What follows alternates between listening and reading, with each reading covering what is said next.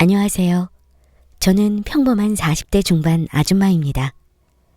최근 오만 정남이가 다 떨어져 꼴 보기 싫은 남편과 끝장을 냈습니다. 그래도 그 인간과 속 시원하게 마무리해서 더는 쌓인 감정은 없지만 기념하고자 이렇게 사연을 쓰게 되었습니다. 저와 남편은 직장에서 만났는데 남편이 회사 사장이었습니다. 젊은 나이에 회사를 운영했는데 회사라고 해봤자 작은 의류 공장이었고 저는 격리 일을 맡아서 일했죠. 제가 직장에서 본 남편의 모습은 참 알뜰했습니다. 저기 어디 나갈 때는 불을 꼭 끄고 다니라니까. 누가 자꾸 탕비실에 불을 켜고 다니는 거야? 그리고 휴지가 벌써 다 떨어져 가네. 아니 무슨 휴지를 그렇게 많이 써? 한 칸씩만 써도 두 달은 거뜬하겠구먼. 다들 왜 이렇게 아낄 줄을 몰라? 그저 돈 아낀다고 생각하지 말고 우리가 환경을 생각해서 할 수 있는 건 절약하며 지내야지 말이야. 하여간 사람들이 시민의식이 없어. 처음 격리직으로 일할 때 대표라는 사람의 행동을 보고 어쩜 저렇게 알뜰하게 운영하나 싶었습니다. 좋게 보면 검소하지만 안 좋게 보면 일명 짠돌이라고 하잖아요. 역시나 같이 일하는 사람들은 그런 남편을 좋지 않게 생각했습니다. 하여간 저 짠돌이 환경 같은 소리 하네. 네 말이. 쓸데없는 곳에 아까운 본인 돈 아끼려고 저러는 거 누가 모르는 줄 아나? 저렇게 짠돌이니까 여태 장가도 못 가고 저러고 살지. 어떤 여자가 저런 짠돌이랑 결혼하겠어? 정은 씨도 그렇게 생각하지 않아? 네? 싫어하는 사람도 있겠지만 저는 절약하는 습관 괜찮은 것 같아요. 너무 심하게 아끼는 건 문제일 수 있겠지만 알뜰하면 좋잖아요. 어머 정은 씨 그렇게 안 봤는데 검소한 사람 좋아하는구나. 어쩐지 가만히 보면 정은 씨도 알뜰하더라. 그럼 우리 대표님이랑 잘해봐도 되겠네. 둘이서 한검소 하잖아. 우리 부모님이 검소하셔서 그런지 어릴 때부터 저도 검소한 습관이 몸에 뱄습니다. 그래서 알뜰하게 관리하는 대표님의 모습을 보면서 크게 이질감을 느끼지 못했죠. 되려 아낄 수 있을 때 아낀 돈으로 다른 필요한 곳에 사용하는 것이 더욱 현명한 것이라고 생각했습니다. 이런 제 생각에 주변 동료들은 사장님과 비슷한 성격이니 둘이 잘해보면 될 것 같다고 우스갯소리로 말하곤 하였죠. 그래서 저도 그냥 웃고 넘기며 크게 반응하지 않았습니다. 그러다 어느 날 회식이 있는 날이었습니다. 다 같이 고기를 먹으며 한잔 하게 되었습니다. 사장님, 오늘같이 기분 좋게 회식하는데 정말 술 한잔 안 하실 거예요? 아이고, 저는 됐습니다. 신경 쓰지 마시고 여러분들 드세요. 그런데 먹을 수 있는 만큼만 시켜서 먹어야 합니다. 아깝게 남기지 마시고. 아유, 참 우리 사장님 알뜰한 거 인정. 내가 졌어. 남기지 않고 알뜰하게 다 먹겠습니다. 사람들과 이런저런 이야기를 나누며 회식 시간을 보내는데 사장님은 술 한 잔도 입에 대지 않더군요. 평소 회식 때 술을 마시지 않았다면 술을 잘 못 마시거나 싫어하나 보다라고 생각할 텐데 잘 마시다 유독 이 회식 때만 술을 마시지 않더라고요. 전과 다른 모습에 저는 다음 일정이 있나라고 생각하고 말았습니다. 시간이 지나 회식이 마무리되고 모두 다음날 보자며 인사하고 뿔뿔이 흩어지던 차였죠. 갑자기 사장님이 제 옆에 쓱 와서 말을 걸었습니다. 정은 씨는 댁이 어디예요? 네? 저요? 저는 여기 근처예요. 가까워요? 버스 타고 갈 거리인가? 아니면 걸어가도 되는 거리예요? 버스 조금만 타고 가면 돼요. 얼마 안 걸리거든요. 그럼 버스 타지 말고 내 차 타요. 내가 오늘 집까지 태워다 줄 테니까. 저를요? 아니에요. 괜찮아요. 그냥 버스 타고 집에 가면 돼요. 그렇긴 한데 시간도 너무 늦었고 여자 혼자 가는 게 마음에 걸려서 그래요. 또 다른 사람들은 방향이 거의 비슷해서 같이 가는데 정은 씨만 집 방향이 다르잖아요. 얼핏 서류 봤을 때 저랑 집 거리가 멀지 않던데 가는 길에 내려줄게요. 막무가내로 차문을 열고 타라는 눈빛에 저는 더 거절할 수 없었고 어쩔 수 없이 차를 타게 되었습니다. 그리고 차를 타고 가는 내내 사장님과 여러 이야기를 주고받게 되었죠. 공장에서는 일적인 대화 외에 사적인 대화를 한 적이 없으니 시시콜콜한 이야기를 주고받는 건 처음이었습니다. 그러다 문득 제게 남자친구 있냐고 물어보더군요. 아직 남자친구는 없는데 그건 왜요? 주변에 좋은 사람 있으면 소개해 주시게요? 아, 그런 거 아니고 그냥 궁금해서 물어봤어요. 정호 씨 나이도 젊고 예뻐서 당연히 남자친구가 있을 거라고 생각했는데 없었구나. 그러면 혹시 나는 어때요? 네? 갑자기 이런 말해서 당황할 수 있겠지만 실은 정훈 씨 처음 우리 공장에 왔을 때부터 마음에 들었어요. 다른 사람들과는 달리 회사 물건을 본인 물건처럼 알뜰하게 아끼는 모습도 보기 좋았고 성격도 싹싹하니 마음에 들더라고요.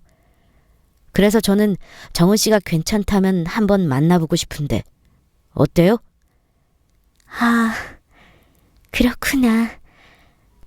그런데 너무 갑작이라 제가 이런 생각을 해본 적이 없어서 선뜻 답변 드리기가.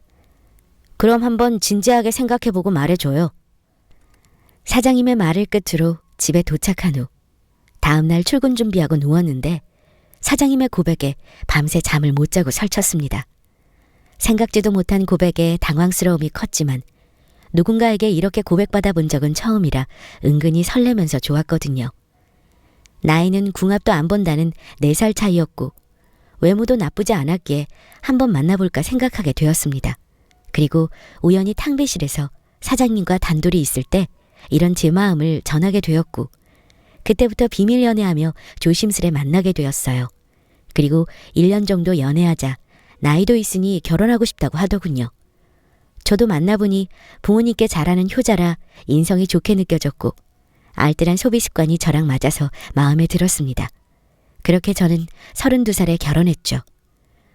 결혼한 뒤로는 격리 일과 공장 관리까지 돕게 되었습니다. 그런데 연애할 때는 괜찮던 문제들이 결혼하고 나서 조금씩 불만으로 다가오기 시작하더군요. 바로 남편의 알뜰한 모습 때문이었죠. 그 알뜰함이 우리 친정에만 해당하는 게 문제였습니다. 여보, 이번 어버이날에 어떻게 할까? 선물로 드릴까? 아니다, 그냥 용돈 드리는 게 낫겠지. 용돈이 낫지. 우리 엄마한테 이번 주말에 집에 간다고 말씀드렸어. 어버이날이니까 외식도 하게. 아, 그래. 그럼 우리 집은? 이번 주 시댁에 가면 친정은 언제 가려고? 친정은 그 다음 주에 가면 되지. 장인 장모님께 당신이 잘 말씀드리고. 알겠어. 저는 남편의 말에 따라 친정 엄마에게 연락해서 다음 주말에 찾아뵙는다고 말씀드렸습니다. 그리고 돌아오는 주말에 예정대로 남편과 같이 시댁에 방문했죠. 시댁 부모님과 함께 고급 음식점에서 외식도 했습니다. 식사가 마무리될 즈음 남편이 흰 봉투를 꺼내 어머님께 드리더군요. 자, 이건 어버이날 용돈. 이번 어버이날 선물은 현금이네. 역시 돈이 최고야. 아이고 세상에, 작년보다 더 두툼한 것 같은데 무리한 거 아니야? 무리하긴. 엄마 아들이 사장인데 이 정도 용돈도 못 드릴까 봐. 남편의 말에 도대체 용돈으로 얼마를 넣어드렸나 싶어 궁금하던 찰나 어머님이 봉투를 열어 살펴보시는 것을 얼핏 보았습니다.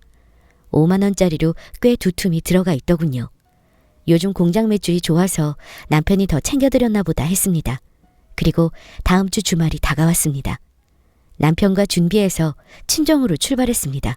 그리고 가는 길 차 안에서 남편에게 물었죠.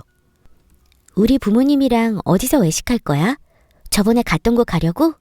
뭐? 외식? 왜? 장모님이 외식하고 싶으시대?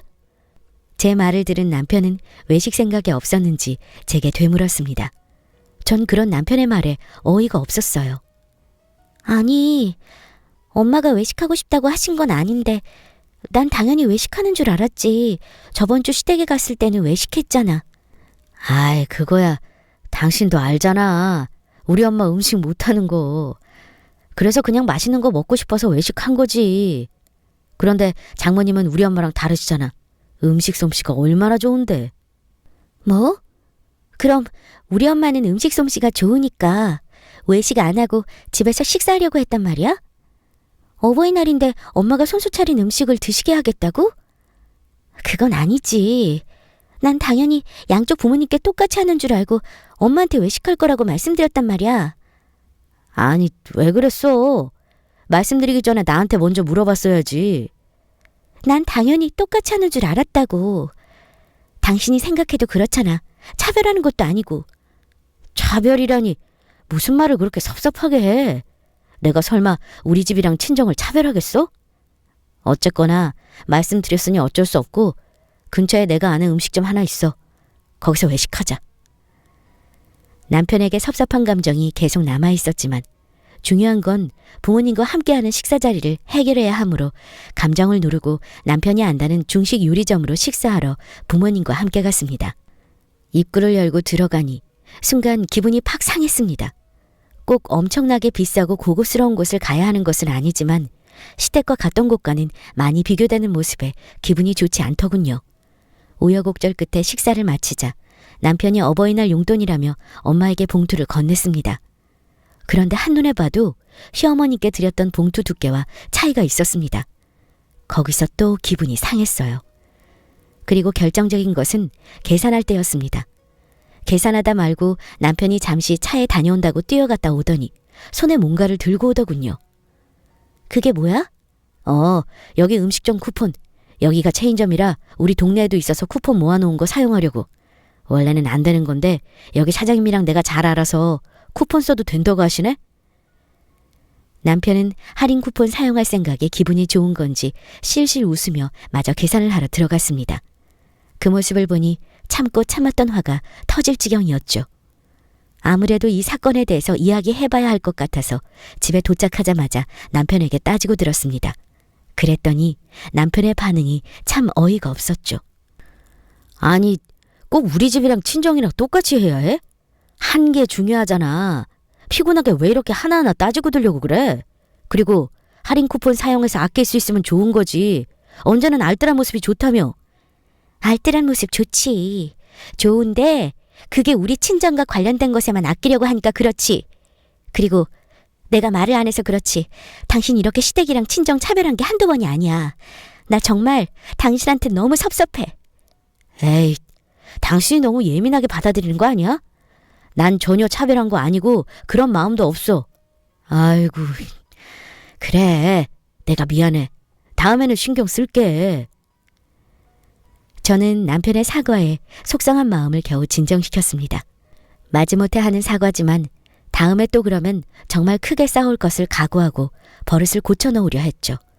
그런데 이게 무슨 운명의 장난인지 머지않아 남편과 대판 싸울 일이 생기고야 말았습니다. 바쁘게 일하고 있는데 친정아빠한테 전화가 왔어요. 엄마가 교통사고를 당해 병원에 있다는 연락이었습니다. 저는 그 소식에 놀라서 하던 일을 내팽개치고 남편과 함께 급히 병원으로 향했습니다. 도착하니 응급실 침대에 엄마가 누워 계시더군요. 저는 엄마 곁에 멍하니 앉아있는 아빠에게 뛰어가 자초지정을 물었습니다. 아빠, 엄마 어떻게 된 거예요? 교통사고라뇨? 침대에 누워있는 엄마를 살피는데 여기저기 피투성이에 몰골이 말이 아니더군요. 엄마의 모습을 보고 있자니 순간 참았던 눈물이 쏟아지면서 서 있기도 힘들었습니다. 그런 저를 다독이며 아빠도 눈물을 흘리셨어요. 그게 일 마치고 집에 돌아오는 길에 교통사고를 당했단다. 사고 당할 때 하필 머리를 크게 다쳤대. 여러 가지 검사해보고 심각하면 중환자실로 옮겨야 한다고 하더구나. 내 엄마 어쩌니? 저는 아빠의 말이 믿어지지 않았습니다. 며칠 전까지만 해도 엄마와 멀쩡히 통화를 했는데 우리 엄마가 피범벅인 모습으로 누워있는 게 꿈만 같았죠. 엄마는 퇴근길에 집에 오시다 브레이크 이상으로 속도를 줄이지 못한 차와 그대로 부딪히셨다고 합니다.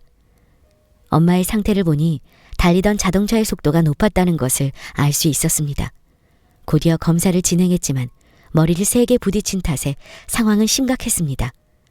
엄마는 계속 혼수 상태셨고 결국 중환자실로 옮겨졌죠.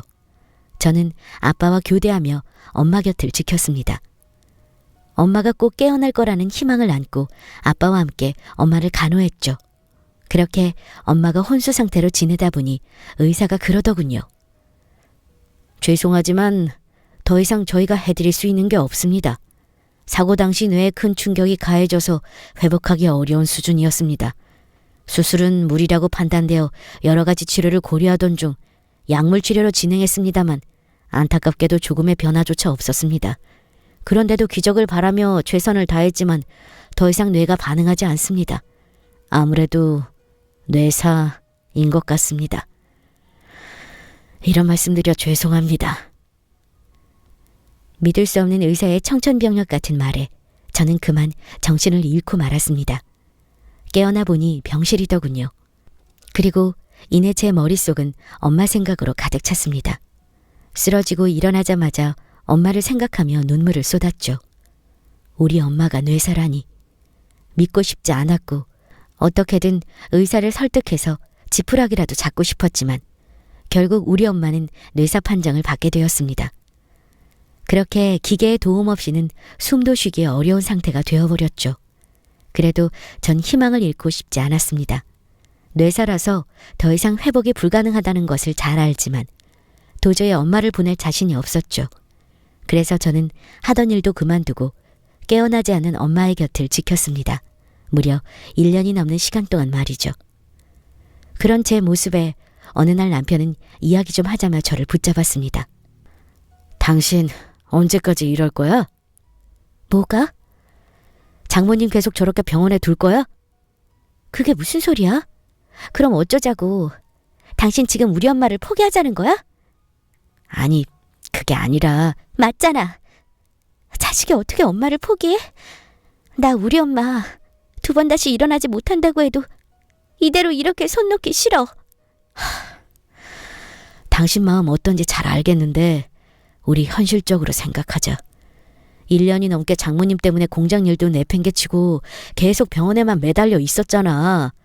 솔직히 그것 때문에 당신 대신 일할 사람 구해서 돈도 이중으로 들었고 당신 그러고 있어서 시댁 행사에도 마음 편히 참석 못했잖아. 당신 지금 그게 할 소리야? 그래서 우리 엄마 잘못인 거냐고. 우리 엄마 병원에 저러고 계시는 게 당신한테 얼마나 손해를 입혔는데? 막말로 사위라는 사람이 우리 엄마 병원에 온 게 몇 번이나 되니? 뇌사 판정 받고 나서 아예 죽은 사람 취급했잖아. 당신 우리 엄마 병원에 고작 3번 왔어. 1년이 넘는 시간 동안 사위가 3번 온 게 말이나 돼? 그만 좀 해 진짜. 어차피 장모님 뇌사잖아. 죽은 거나 다름없다고.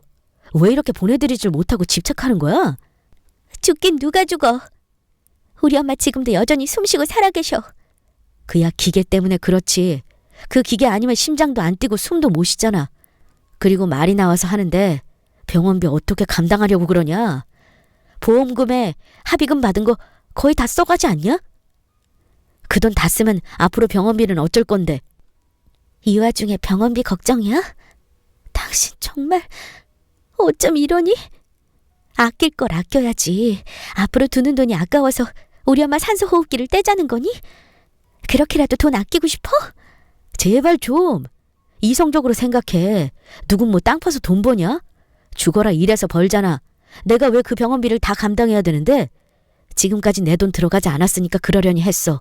그 돈 다 써갈 때쯤이면 당신도 어느 정도 인정하고 장모님 보내드릴 거라고 생각했고. 그런데 이건 아니지. 어차피 죽은 거나 마찬가지인데 왜 거기에 내 돈을 쏟아부어야 하냐고.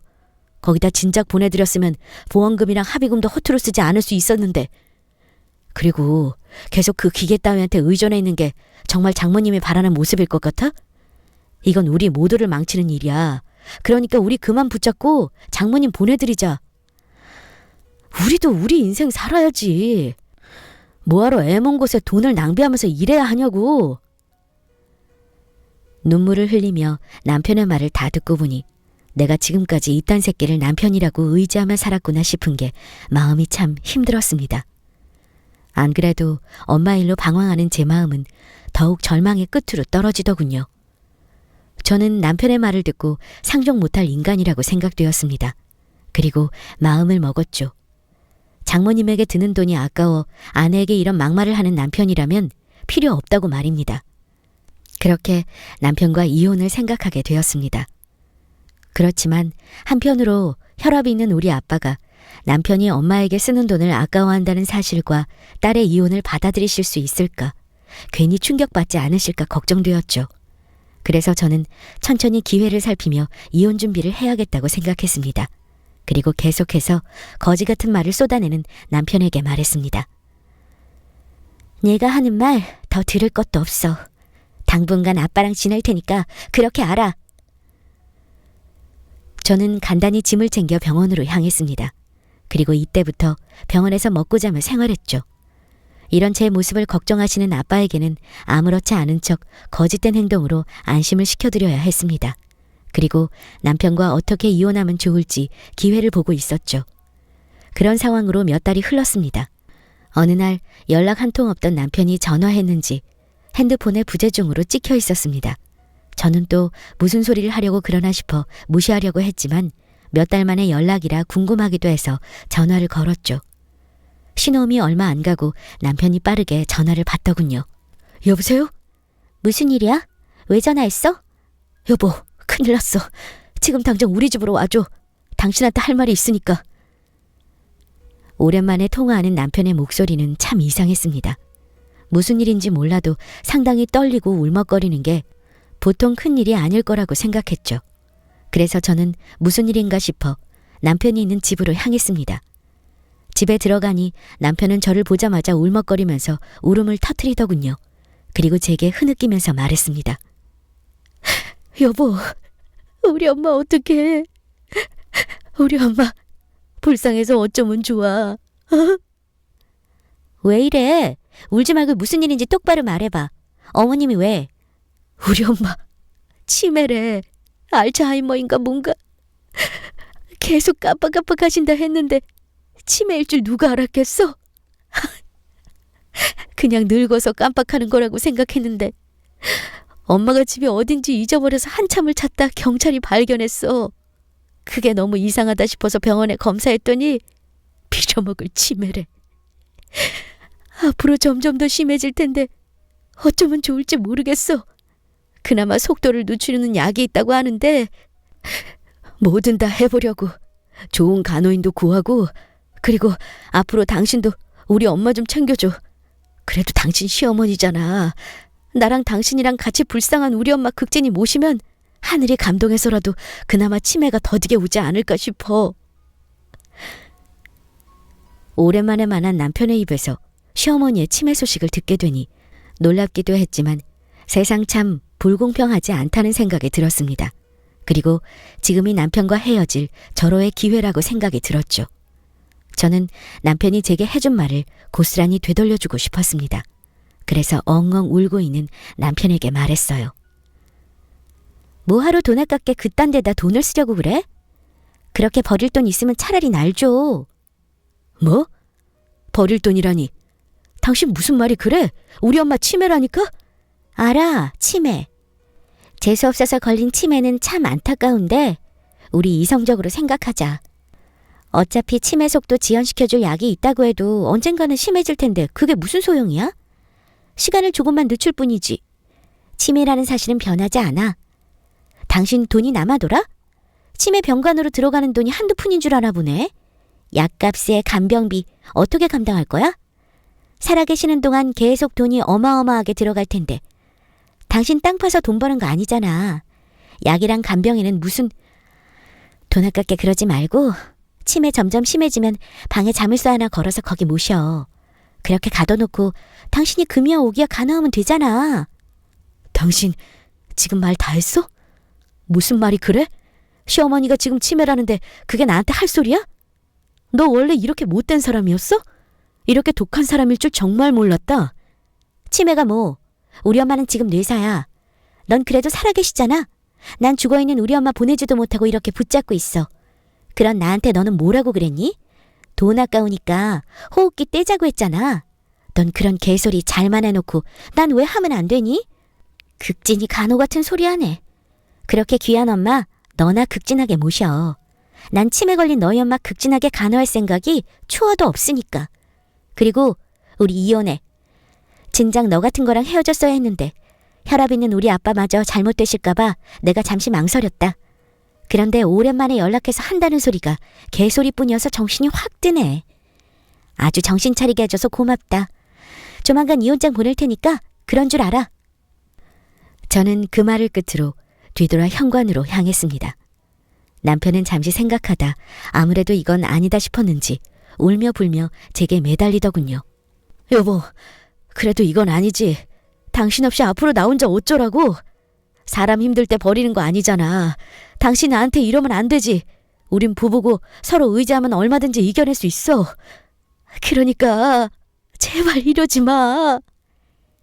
이게 끝까지 입만 열면 개소리네?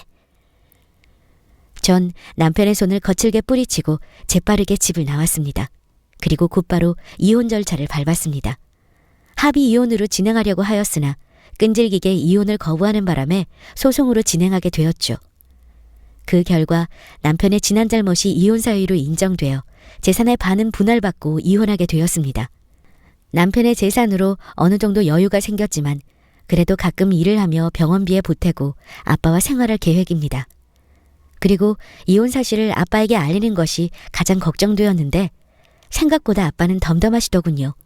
사실 이미 오래전부터 남편과 사이가 좋지 않다는 것을 눈치차리셨다고 합니다. 장모가 이러고 있는데 병원에 얼굴 비추지 않았으니 말이죠. 그리고 구체적으로 이혼한 이유를 아시게 되면서 살짝 충격을 받기도 하셨지만 다행히 쓰러지시거나 하진 않으셨습니다. 전 그런 아빠에게 괜찮다며 앞으로 함께 살아갈 나날을 계획하던 중입니다. 알뜰한 모습이 좋아서 시작된 인연이 이렇게 파국으로 끝날 줄은 꿈에도 예상 못했지만 그래도 마무리가 속 시원해서 저는 괜찮습니다. 여러분은 누군가를 만나실 때 알뜰한 것도 좋지만 쓸 때 쓸 줄 아는 사람을 만나시기 바랍니다. 그럼 지금까지 제 긴 글 읽어주셔서 감사합니다.